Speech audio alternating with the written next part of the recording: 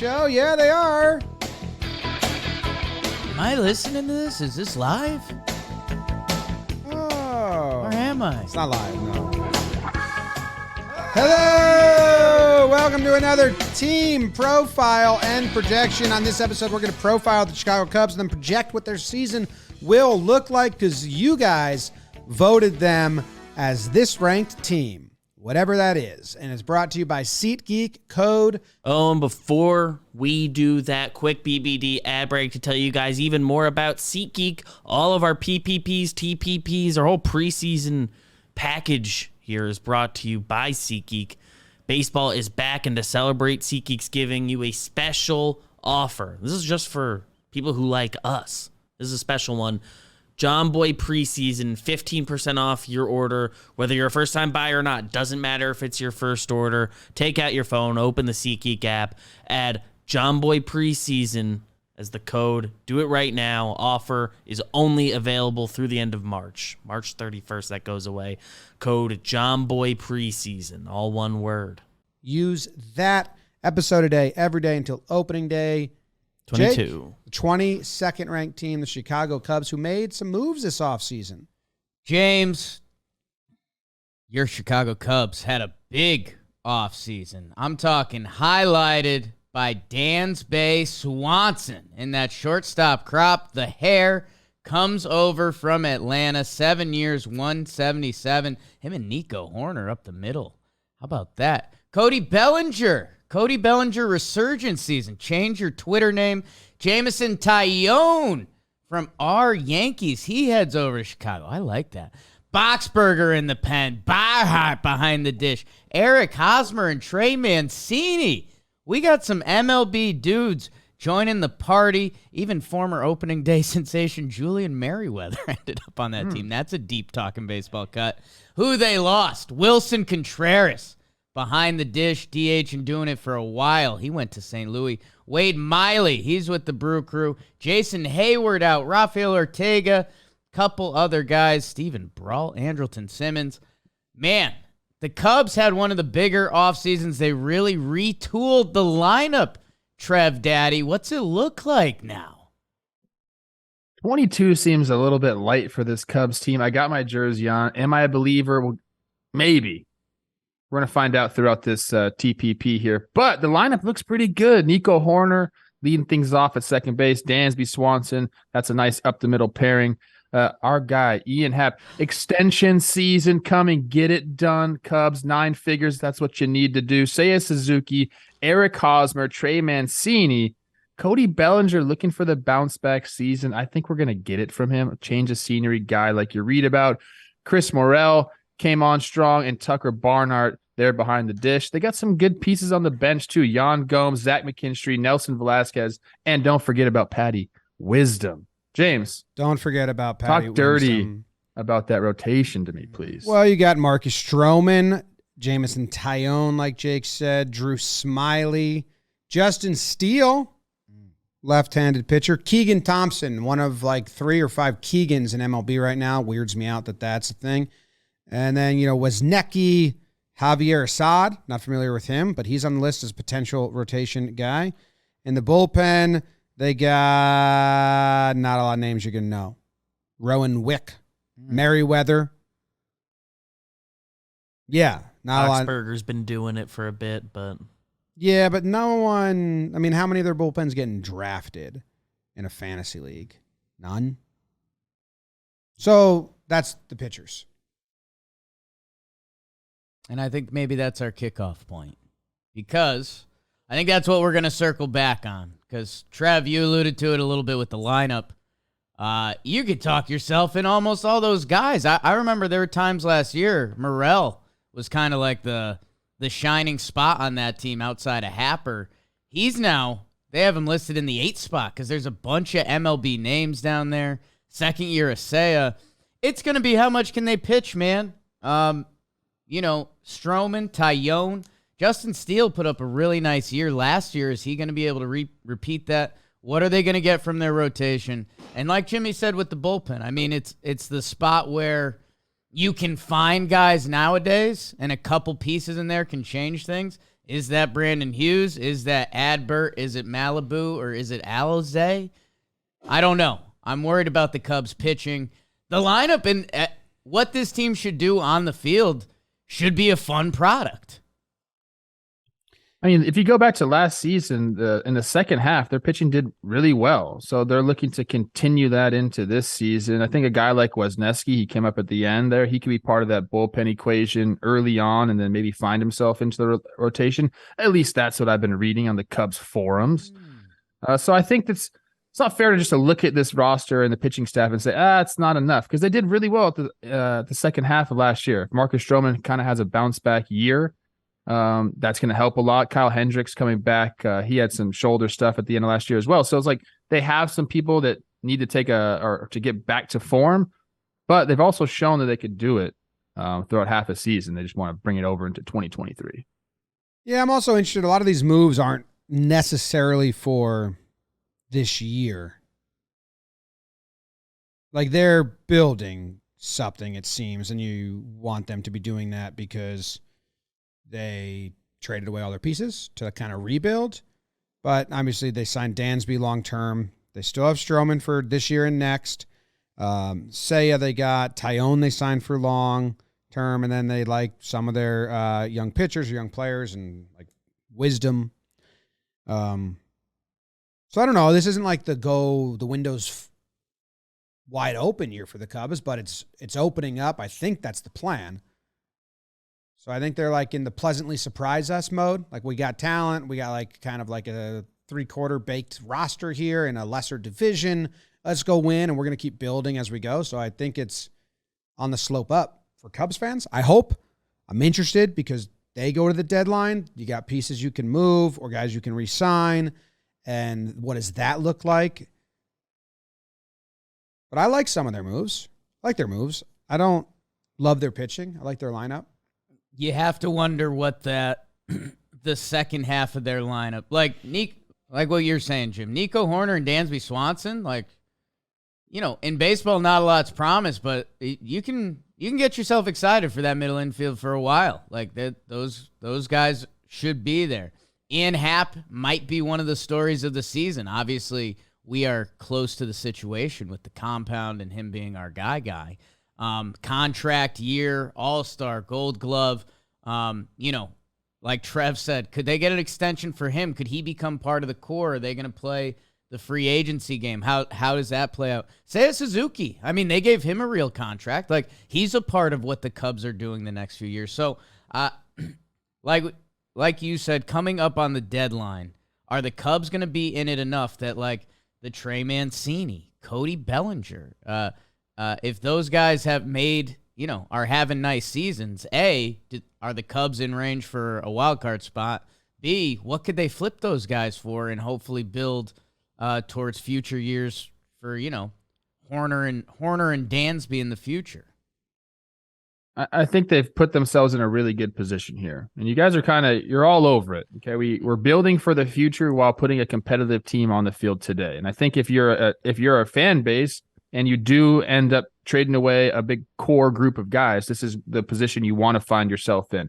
You don't want to be just completely blowing it at the big league level trying to restart the farm system. They're able to do both here. And you're right, at the trade deadline, it's going to be up to them. How do you play? If you want us to add additions to this team and go for it, you got to show us. And I think that's exactly, what Cubs fans are hoping for as well. We got a roster here. The defense is going to be solid, especially up the middle. We mentioned Barnhart, Nico, and Dansby, and then you got Cody in center field. So that's going to help the pitching staff out a little bit. It's got to. It's a lot. So, That's good. Cubs I mean, Tucker got to go proof. When we first said that before we started about the defense up the middle, we didn't say our guy Tucker, whose jersey's behind me still. I don't know. Maybe it's not. Nice. But Jersey he sent you at least. Yeah, you put him up the middle. It's really strong. And Ian Happ won a gold glove. That's nice. Okay. Well, What's their ceiling? Am I getting you to buy in right now? Well, that's why that's what I'm wondering. My next question was, what do you think their ceiling is and their floor? Because what am I buying into as we do these episodes where we're not in the upper echelon? We're not in like Like right now, I don't think they're automatically in a hunt for the division, but what do you like? Okay. Can they win the division? Jake, I think Trav, both, I guess, whoever wants to jump on it. One word, no. no follow-up. Just no. One word, no. I laid it out. I'm gonna give a few more words now. Please. I think it's possible. How can it not be possible? Now I understand on paper the Cardinals are ahead of this team and quite substantially. Brewers probably as well. I put them definitely ahead of them, but I don't think as far as the Cardinals.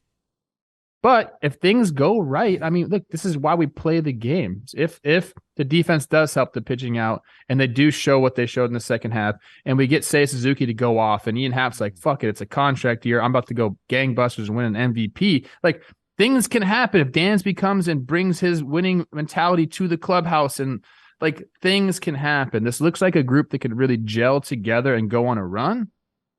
I'm not going to say they can't win the division, bro. I'm not going to say that. Is it likely? No. But I think ceiling would be yes, they win the division and shock everybody, James. And that would take the front office adding at the deadline too, though. Can the Reds win the division? No. Can the Pirates? No. I'm guessing the same answer for you, Jake. No and no. So you have it be a 2-teamer. Oh, You guys know I have Are you leading me into something? You know right I have now? just the littlest bit of pirate stock, but I don't think so. No. No, I was leading Jake into that because I know he's got a little bit of pirate. I have the stock. littlest bit of pirate stock. Baseball could happen, but no, I don't think they can win the division. I think they can be up there in a wild card hunt. I think the best, and actually, you know what? Like, what is their front office rooting for here? Are they rooting for competitive but still able to shed Bellinger? Maybe try to re-sign Happ for next year, but like some of their rentals, like try to They don't trade. need to shed him though, because he's not latched on for any amount of time. So they don't need to shed him. Trade. Get capital in return for guys that aren't part of the next window. And they have a couple guys like Happ. Is he part of it? Is he not? I think they are going to. I think he is. I think he is too. I think they're going to want to try and re-sign him. But at the deadline, do they want the flexibility to be able to make moves still, get prospects in return while still being competitive like the Brewers did last year? Or are they going to feel handcuffed if they're, they feel like they can't do that. They have to acquire, and then it kind of messes up their formula. Or what is their formula? Is that 5 years ago baseball and not current baseball? I mean, if you look at their farm system, it's doing pretty well. So like they've already kind of stocked that up. Right now I'm seeing 6 dudes in the top 100. That's nice. Pete Crow Armstrong is my guy. I had to mention him here. This is not a Pete Crow Armstrong jersey. It's an Andre the Hawk Dawson jersey. But like I said, I think they just put themselves in I don't want to call it a win-win situation, because if you're losing games at the big level, it's not really winning. But if they go off and have a good start to the season, they're competitive, I think they'll be fine with that. They haven't made any like crazy long-term commitments to guys that they don't want to. And then if they do get off to a rough start, they do have some trade pieces. So this is a good situation to be in. And as a Cubs fan, I think you're pretty happy with how quickly this thing got turned around. I think that's a general consensus here. They're not turned around. You have hope for summer. You have hope for summer, which last year you didn't. Last year, I remember doing the Cubs PPP, and it was like, hey, what is Rafael Ortega? What is Patty Wiz? Like, who are these 30-year-old breakout guys the Cubs had for half a season? And we're not talking about those guys a lot this TPP. They brought in some guys. I mean, Trey Mancini, I know it kind of finished with a weird taste in our mouth because he was kind of platooning in Houston and it just never clicked there. But all that guy did was hit in Baltimore for half a decade. Cody Bellinger, as when a trade deadline approaches, what kind of Cody Bellinger is he? Because they have him for that 1 year. If he fully made the flip, he's back. The shoulder's feeling good. He's going to be a 5-6 WAR player. If they're around it, you either better be getting a nice return or, I believe the Cubs can still offer him the qualifying offer. So they could get a draft pick back if Cody Bellinger is going to hit free agency and break the bank, or do they make him part of the core? Trev, you said win-win, and, that gets thrown around a little loosely. I do think last year was a find out. There's some pieces that we just don't know what we're doing. I think they found out. This year, I think if they're in it, they'll add. And if they end up being, they add a piece at the deadline, win 84 games, like, we're not really talking about any trade deadline pieces except Ian Happ that you would be talking about a real return. But if you're going to let it get to the summer, 2 months of Ian Happ, we often talk about trade returns. That's not necessarily going to net you like 2 big-time prospects or anything. Like it's a rental. So I think the Cubs might be in it. And speaking of qualifying offers, if Ian Happ has a nice year, like they could do that as well. So I think they're in a... Like, I really liked what you said, Trev. There's so many times that we talk about teams that you can be rebuilding and retooling like these Cubs are while also putting out a product that maybe it does click. Maybe baseball does happen. But if it doesn't, that's okay too. And let's go back to the drawing board next offseason and see where a Brennan Davis is or how much stock Pete Crow Armstrong's has grown for Trev in the past year. Bad sentence. What did you just say right there? I'm watching Adrian Sampson. With Hendricks out, they might have a spot open in their rotation. I don't think we had him listed here on the sheet, but he's a guy that went down and completely changed his arsenal in AAA, like had new slider. I think now then started throwing the slider more. Had a really good September last year. I think pitched I have it here, 1.63 ERA in September. Played the Cardinals, played the Mets, played not a lot of great teams, but also the numbers were good. I don't even know what they're going to do with him. Is he going to be in the bullpen or starter? They kind of have the option to mess around with that 5th starter role. Yeah, on our sheet, currently listed as their like long relief guy. Yeah, but don't know. And then Keegan Thompson, he was better out of the bullpen last year than as a starter, and he ended the season kind of going back into the pen. So, yeah, I don't know what they're going to do at the back end of the rotation there.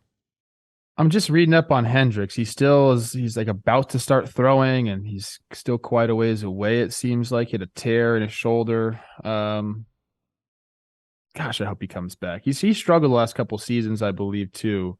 And he was really fun. When he was right, he was a really fun pitcher to watch. Yes, I agree. The professor. I mean, he was a dude for 6 years, 7 years. So yeah, that's a storyline in Cubbies land, a guy you should be rooting for. I guess, when you talk about winning the division or in this NL Central, the pitching, man, go look at the Cardinals, go look at the Brewers, and you find kind of different tiers of pitching. And I'll tell you something else. Let's say the lineup clicks. I love Jameson, Taillon. Jimmy and BBD will vouch. He pitches, and I think he was building up his arm strength for the past couple years. He's going to have one tough stretch, but outside of that, he's going to be really strong for you. Stroh's been doing it for a while. Maybe Steele's a dude. Maybe it clicked for him, and he's a guy. They lost innings out of their bullpen sneaky last year that D-Rob started there. He threw 36 games, and he had a 2.23 ERA. Scott Efros, 47 games as a Cub to a 2.66. They traded those guys away last year and a bullpen that still wasn't kind of a team strength for them. So, and it doesn't feel like they necessarily replace those guys. I know in a given year, a reliever or two can click. They could also not. And I'm just, this Cubs pitching depth, maybe if the Brewers or St. Louis have a collapse this year and the Cubs, everything goes right like we're talking about, they could catch one of those teams. I don't think there's a way they can catch both. Okay. What's the over-under at? I also agree. Maybe I don't. I don't know. It would have to be a bad summer for one of those other teams. Yeah, the other teams would have to blow it. I think the Cardinals would have to blow it. I gotta check out this Brewers team. I gotta get to the TPP here. They may be upset last year. Did they hurt your heart too much last year? They did. A little bit, dude. Wow. A little bit. So, I'm kind of feeling like, hey, who's this new shiny object coming here that's been around since the 1800s in the Chicago Cubs? Over under. DraftKings has it 77.5. I'm taking the over, boys. I'm drinking the Kool-Aid. Although you're not supposed to say that anymore. Yeah. I'm believing in the Cubs this year to be around 500. So I'm taking the over. I'm also on the over. Really? Because of our friend Ian Happ. Love Ian Happ. And Matt Mervis. I don't think you mentioned him yet. Unless they trade Happ, then I'm taking the under.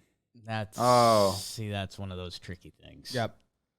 It's just a That's carved in the out future. niche. Yeah, that's my own niche. Also might be a chicken or the egg My thing. niece. If they trade him, they're going. 77.5. I still like the Cardinals. I like the Brewers. How many did they win last year? 73. 73, 74. They added Dansby. They added a lot of guys. The Central plays the East and the West more. That's been a big thing for us. Yeah. Oh, yeah. Wait, I'm on the under. Sorry, Hap. I'm on the under. I'm on the under. No. You guys are taking that too far. This is the first. Are you kidding me? This is the first episode of the session. I forgot that I'm taking Midwest unders. Yes. Can that defense be so good? I love the defense. It helps out the pitching, so the pitching gets better. I want Hap in pinstripes too. So I'm so upset right now. Lock this in for me on the over. Lock it in for me, BBD. I'll note that Trev locks it in. Can they be 500? Sure. My squad this year. I believe in Dansby. Dansby was the best shortstop in the National League last year. 78 wins over. wow. Way to be. Good job, Jake. I just upped it to 79. The biggest Cubs fan on the whole show. No. He just upped it to 79. I said 500, bro. You're not counting the rain out. That doesn't get made up.